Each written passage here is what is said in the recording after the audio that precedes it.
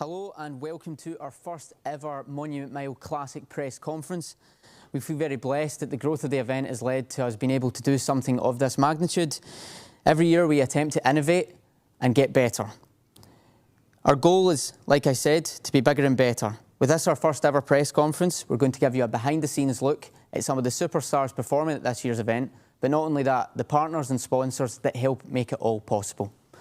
Starting off, we are going to have our sponsors. So we have David Bond, the University of Stirling Head of Performance. We have Leanne and Lorna of Fairview International School. We have Jerry Campbell of Insight Management. And we have Ian McCrummon of Slater's Menswear. So we're just going to start off with David. David, this is the 7th year of the Monument Mile Classic, which has really grown and grown and grown over the years, and with your support it's been allowed to do that. But also for the university itself, when an event like this continues to grow and you're able to host an event like this, you know, with a World Athletics permit attached, what kind of impact does it have on the university as a whole? A great question. I think for us it's huge. Oh, thank you very much. No, thank you. Is that on? Yes. Is that on? Yes. Oh, there we go.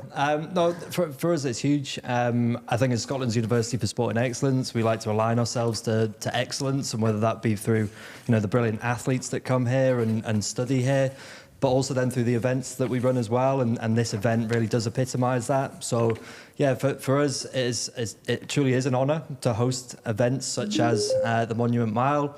Over the last 7 years, it has just got bigger, it's got better.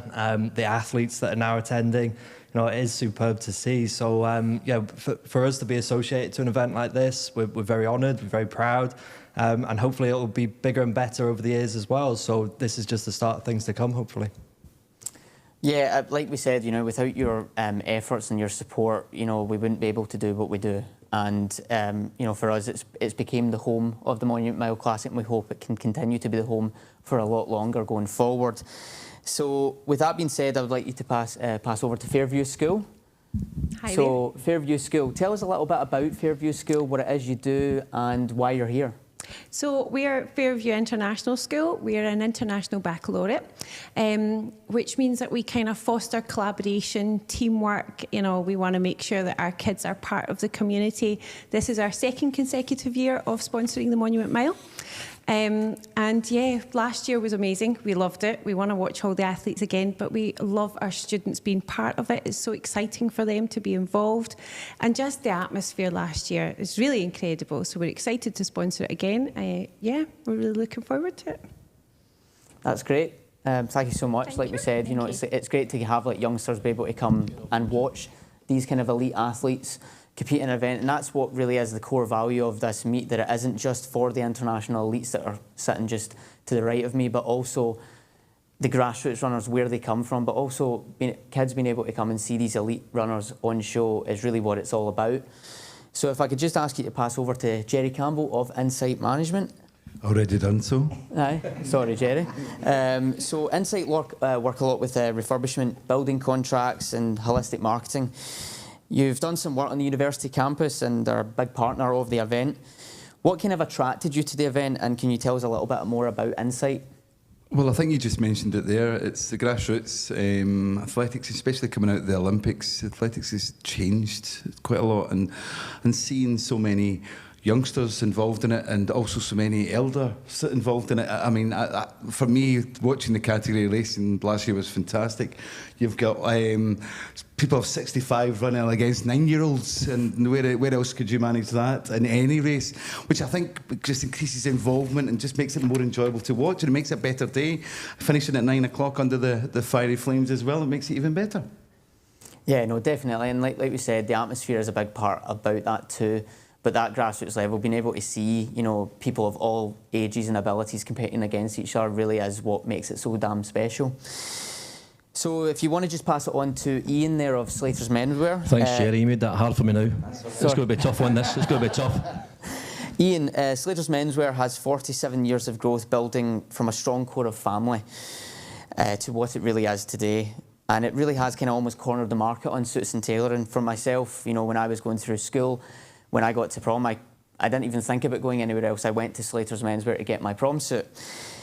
So with that being said, you know, it being so synonymous with that, from a business point of view and with that strong family core, what is it that kind of attracted you to partner and branch out to the Monument Mile Classic? Well, I'm actually glad you brought that up like that, because Slater's Menswear's been going for about 51 years now. Yeah. And they've had the Stirling branch for 18 years, which I've been the manager that time. And having worked over a few big cities with Slater Menswear and managing their stores, Stirling's got a uniqueness about it, and I don't know if you'll agree, but it's got a right community feel, Stirling. You know, a lot of things are still done by word of mouth. Who knows who, how do you get this and the next thing? And that's how we build our trade. Slater Menswear is synonymous with, you know, like quality suits and shirts, ties, shoes, accessories. You're going to maybe something a wee bit sad or something really happy at a wedding. We're there to offer you the service. Now, fortunate enough, Michael's been shopping with us for years. And as I said, word of mouth happens.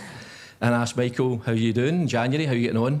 Oh, I'm doing this event called the Mile Classic. And then it led from there. Next thing you know, we're in a Skype meeting. We're having a chat.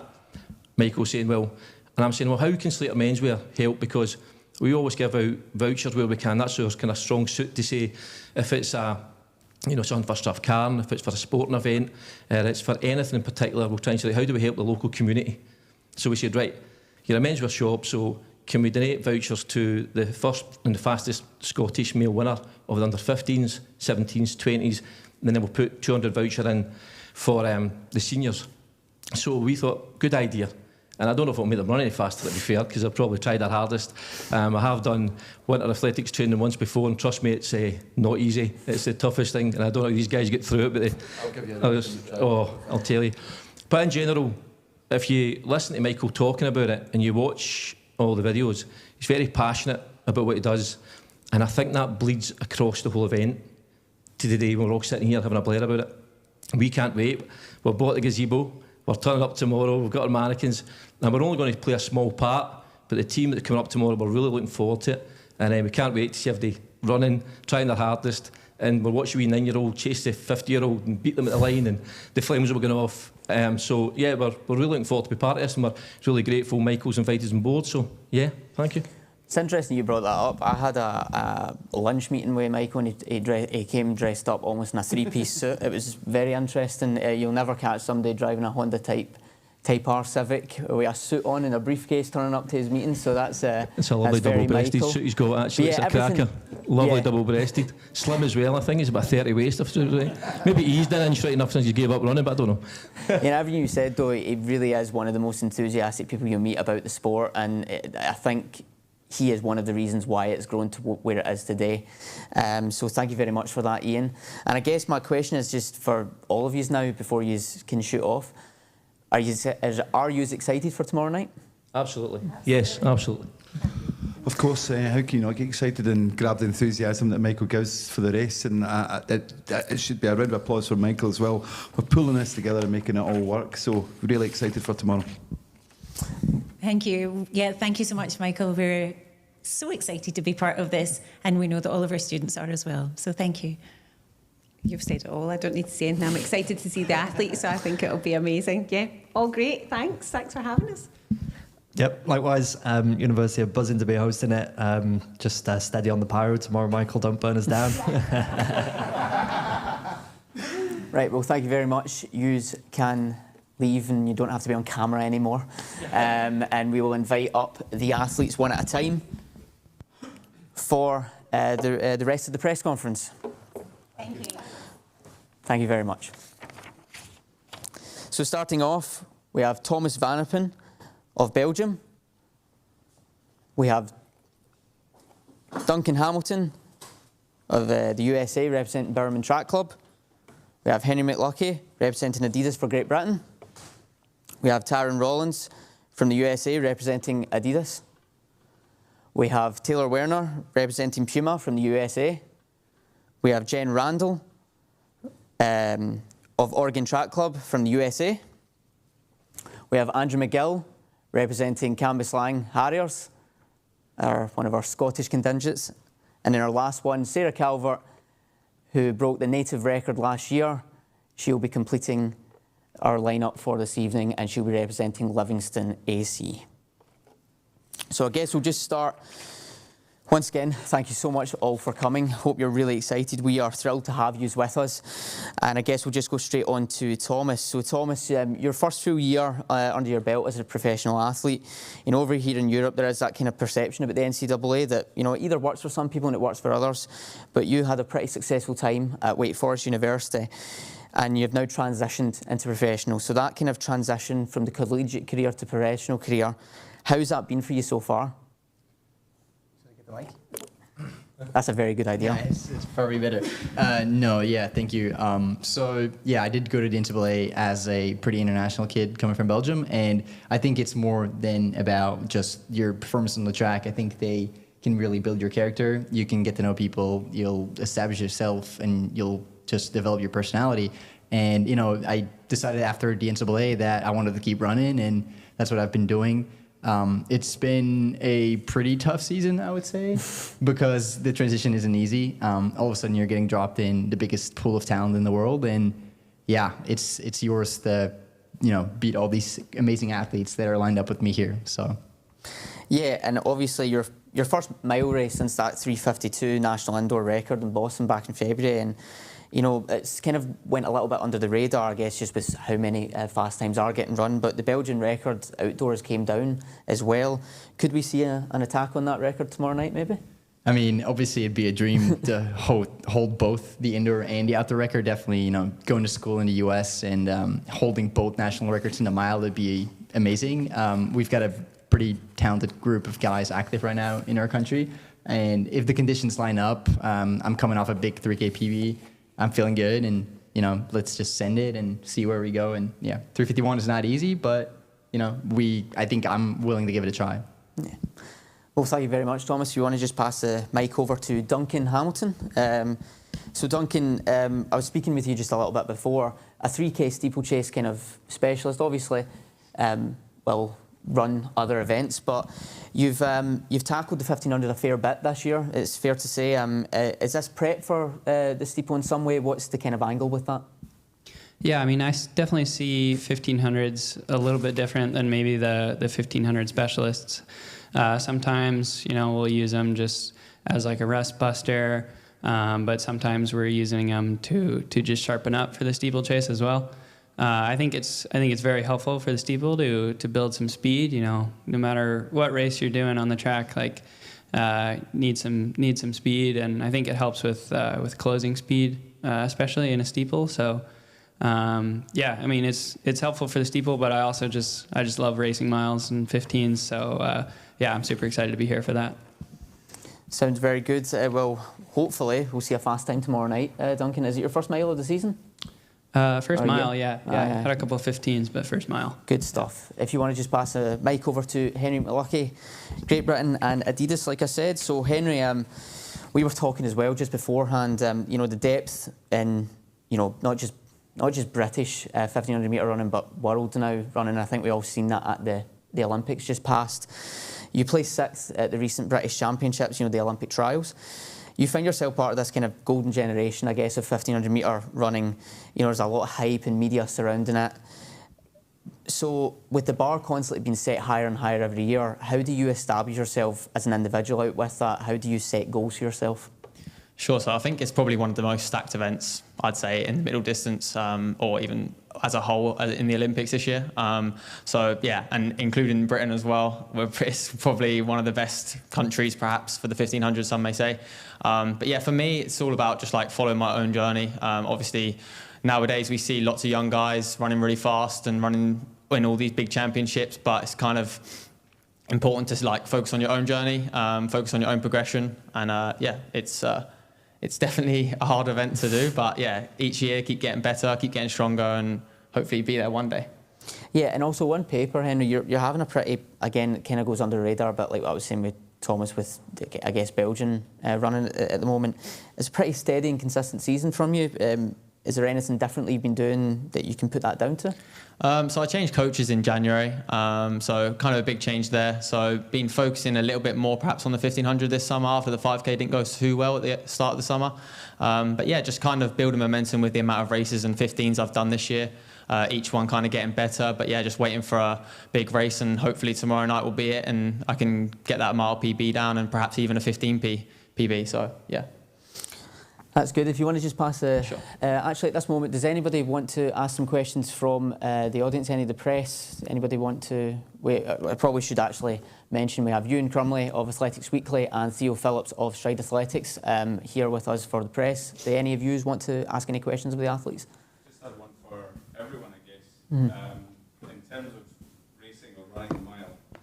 Sorry, thank you. When it comes to racing or running the mile at the 1500, what do you think goes into it? What makes a good mile or a good 15? Does anyone want to take that one? I'll take it. So I guess the big thing right now is that everyone's running fast times, so obviously pacemaking is a big thing, but also just like getting a good event put together. I think there's so many events in the UK right now that could probably be put together a bit better and like better organised, whether it's just like the time that's invested in them. And Michael invests a lot of time in this, I know he does. But yeah, so I think that's the biggest thing. But yeah, for sure, obviously good pacers, good people competing is the biggest thing. Like I think we've got lots of people from the US this year and all different countries. So if the Monument Mile keeps progressing the way it does, then hopefully we'll start to see the results come. How important is it for you to have racing opportunities like this? Obviously, there's not much of the season left now. So, post-Olympics, things like that, how important is it to have this platform to be able to race? Yeah, I think it's massive. I think that after the Olympics, this kind of goes a bit scarce and the races are hard to get into. There's a lot of like higher end meets, obviously, if you're of a certain level that you can't get into. So races like this are great for athletes that are trying to break through and progress through the rankings. So I think it's really important. This point, if you want to just pass the mic over to Taryn Rollins, coming all the way from the USA to be with us today and tomorrow, obviously. Taryn, we were speaking beforehand, seemed to be a big lover of road miles. I don't know if that's just maybe they're in, I guess, a bit more supply in the US. We don't have many in the UK, and also one of the unique things about our event in comparison to the rest of the UK calendar is we have this ability to allow the fans to get really close to the athletes. And then we talk about this idea of atmosphere. As an athlete, does that go into your decision making when it comes to an event, and how much does atmosphere have an impact? Yeah, definitely. I would say I do kind of seek out road miles, I would say. I like the aspect of them that they bring kind of that environment of just a lot of people like lining the streets. And the thing I love most about it is that it kind of just strips back racing to like its truest form of just competing and not focusing entirely on a clock. And I feel like every time I've done a road mile, it's like you're kind of just getting carried by the crowd and the energy. So that's kind of what I love about it. But coming over to the UK, I feel like a lot of races kind of bring that energy and bring crowds. And that's definitely something that I feel like I seek out with races. In terms of atmosphere, I mean, one of the things that we say throughout all sport, not just running, without fans, it's really nothing. Is, like I said, fans creating that atmosphere. Obviously, we have pyrotechnics on offer. Was that a factor when you were choosing whether or not to do this event? Yeah, definitely. Henry's done it before, and he kind of gave me the lowdown that this would be a fun event to do. So, yeah, definitely. I think also I like running a track mile sometimes. It's fun 'cause it's a little bit different than a typical 1500. So, kind of again brings back that just like racing type of style. So, yeah. Thank you very much, Sam. If you want to just pass the mic over to Taylor Werner, again coming to us from the USA. Taylor, it's been a great year for you so far. We were talking beforehand, PBs really galore, up and down. So you seem to be having a lot more of a closer focus on the middle distance events this year as opposed to maybe the longer events. As a versatile athlete, do you think it's important to sometimes step down a few distances and tune up yourself? Yeah, I think my situation's like kind of specific towards that. I made a coaching change this summer, and I was having a really hard time on the track in the spring. And so for me, it was like, with that came a lack of confidence. We call them demons on the track. And I think the longer you have to face those at some point if you want to keep doing the sport. And so we're like, we're going to Europe. And dropping down a distance, I've always wanted to do the 1500. I never really got the opportunity. I was always labeled as a 5K, 10K, I think, because I was willing to do it in college. And so this summer has been really fun for me to just kind of strip back to my core and just tackle a different distance, have some fun with the speed. And it's come with its challenges. I feel like a rookie out there, but it's also been really fun. And yeah, just getting my confidence back has been great, and getting PBs is always fun. So yeah. I appreciate you said PBs there. That's interesting. Personal bests. Just acclimating. With regards to that, you did mention, you know, heading out to Europe. It's your first stint really of racing in Europe, and it's been fairly successful. Have you enjoyed your time so far? Oh, I've loved it. You know, I'm from the Midwest, from a really small town, and I never thought of myself as being like a traveler. But I've always seen people do it. It always looked really fun, and so to actually be out here, I've had nothing short of a great time, and it's been cool to meet and race so many new people, and I feel like the experience is it's helpful, very helpful for athletes, racing that many new people, and yeah, I've enjoyed the weather too. It's a lot cooler out here, which I'm okay with. I think we'd take your weather over the weather we've got here. Yeah, I know. here. A lot of people have been like, "Oh, I'm so sorry," and I'm like, "Hey, I'm okay with it." Well, thank you very much, Taylor. If you want to just pass the mic over to Jen Randall, Oregon Track Club. So Jen, we're kind of coming full circle. We were obviously talking to Thomas about the NCAA, and you can't help but bring up this kind of narrative that not every athlete has the same journey post-collegiate life. For yourself, you kind of not necessarily took a break from the sport, but you kind of took that pressure and stress off yourself of moving straight to becoming a pro. And since you've kind of came back, you know, you got your doctorate, you know, you've run personal best in the 1500, the mile, and the 5,000 metres this year. Do you think taking a step back and taking that kind of pressure and stress off yourself has led to the season you've had? Yeah, so I'd say I was in college. I was like never really, I ran D3, so it's kind of the lowest level competition. One of the lower levels competition wise, it's a little more academic focused. So I never really, it wasn't really an option for me to run at a super high level after college. And I really kind of switched gears a bit and focused on my career for a while. And then, 2021, 2020 sort of time frame, I got back into it and realized, oh, maybe I can do something with this, and started to run faster and faster. And it kind of opened up some new doors for me. And I think having a little bit of a later start with track has really enabled me to enjoy kind of this second wind, where I've been able to do a lot more, and I keep kind of discovering what I'm capable of, and keep running faster and having new doors open. So it's been kind of an atypical experience, but it's been challenging in some ways, but it's just also pretty exciting to just know that my best years aren't behind me. They're here, and there's a few more of them left too. So it's been kind of cool. Yeah, I think it's important. I think for anybody, I think it's important to enjoy what you do. So that's nice to hear that obviously there has been a second wind, and hopefully that continues for yourself. I guess the last, another question I have here: how are you going to do this without your pacemaker Kai tomorrow? Oh, I'm pretty sad he's not here. Yeah, my dog Kai is a good little runner, and he actually there was a good year period where he had a faster mile PR than me. Fortunately, I've taken the family title back, but it's sad not to have him here. He'll be cheering on, barking from home. And I guess at this point, if there's any questions again from the audience, does anyone want to ask a question? Yeah. So Theo Phillips of Stride Athletics.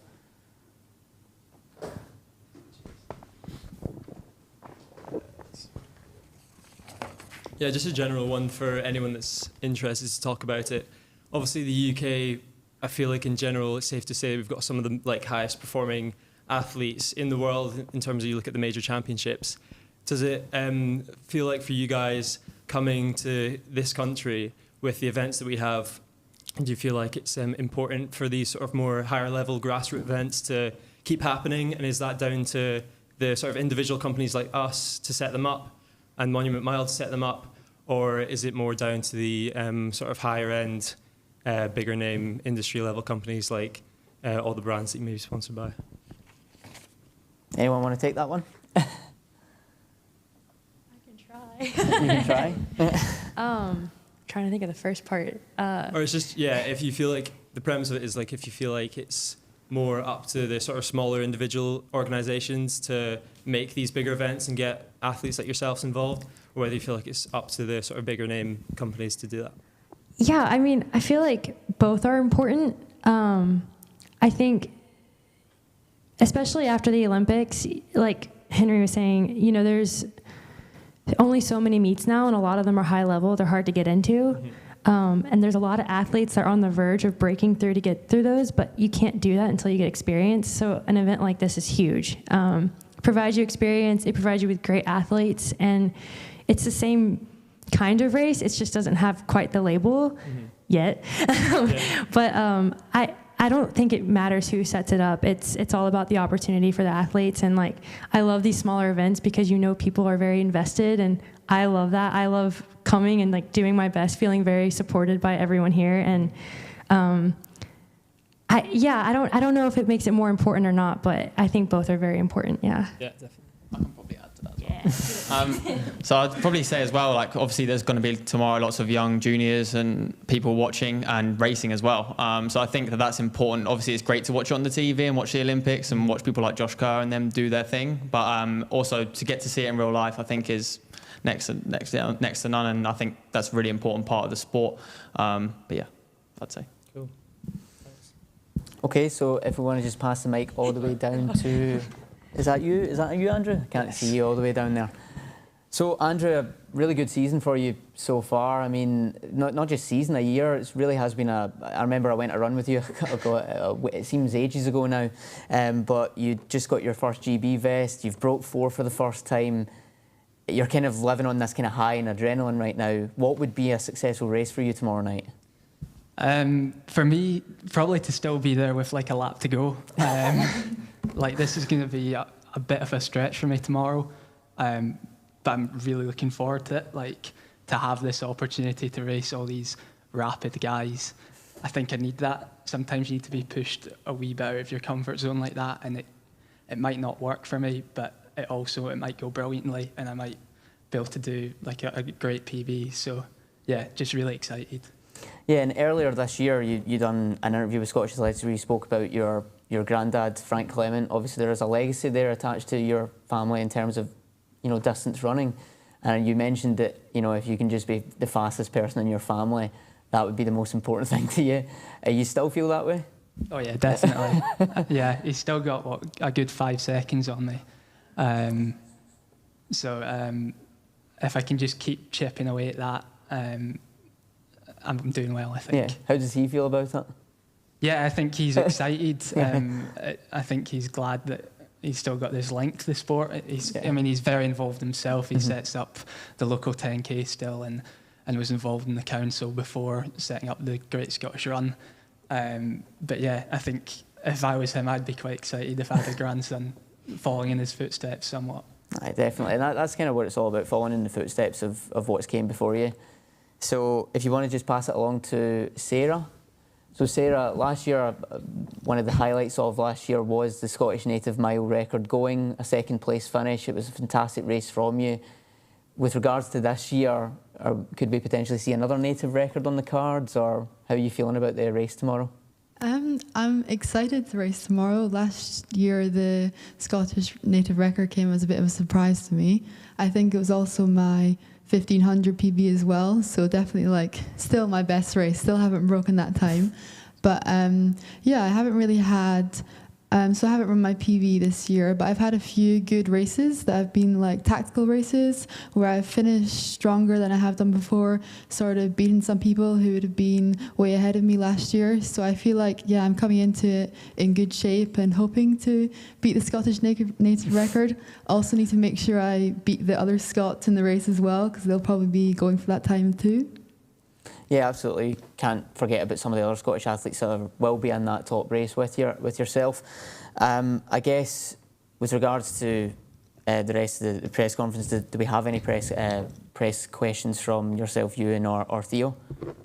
So one from Ewan Grumley, Athletics Weekly. Just a general one again. You were talking about being, you know, just that tiny bit off, being able to break through into the sort of the 1% of the 1%, I guess. When you're that close, or it's a very difficult sport to be involved in. What keeps you going to try and make that breakthrough? Who wants to take that one? Okay. Go for it. Yeah, I mean, I think a lot of us are maybe in a similar spot, but I feel like there's always going to be that internal drive that's just wanting to find the best possible version of yourself. Like, I know I'm here, I'm willing to do whatever it takes to be faster and like to find my PRs.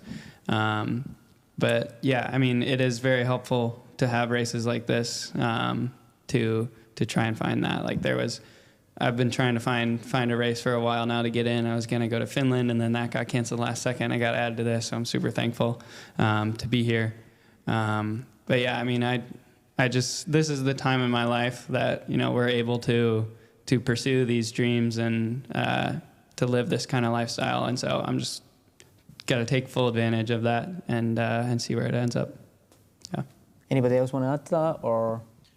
Sure, and I think is like you can see that a lot of people have breakthrough races when they do get into those top meetings. I think we see it quite a lot in Britain, and I'm sure in other places as well. Like in the American champs, like a lot of people, if they make the final, they're often running the Olympic standard or that kind of thing. So I think if you can build up and eventually get into those top races, then I think that the world's oyster. Like you could run and you could be in the next Olympics or be in the next World Champs. Like I think that's the important way to look at it, and I think that's what I said earlier about just being an individual journey.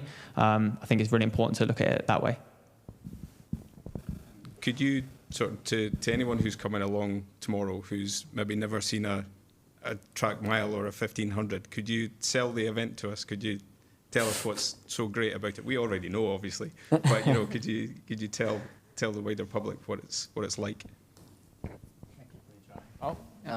I mean, I think, first of all, we talk about times a lot. I think we just got to forget about him and just advertise to the people, be like, all right, the guy that's crossing the line first, he's the winner of the Monument Mile. Like, he's going to go on top of the podium. Like, he's the champion, really. And I think the most attractive thing about the 15 and the mile is it doesn't take too long for regular people that are not as involved in track as we are to keep their attention span alive. And 4 laps isn't a long time when guys or girls as fit as we are doing it. So I think it's really just about who crosses the line first. Yeah. Yeah, I think the other thing is in Scotland, we don't actually have many races, especially of this high standard. Like if I want to go to a race and get into a race with just females and try and run my PB, then I have to go to like London. That's a 4-hour train journey. My parents can't come and watch me. I just sort of have to call them afterwards and tell them how I've done. But because of the Monument Mile, like they can come watch me tomorrow. Some of my friends can come watch me. Yeah, I think just for anyone who lives in Scotland, like it's one of the only opportunities you have to come and watch international athletes racing, and they don't have to travel very far.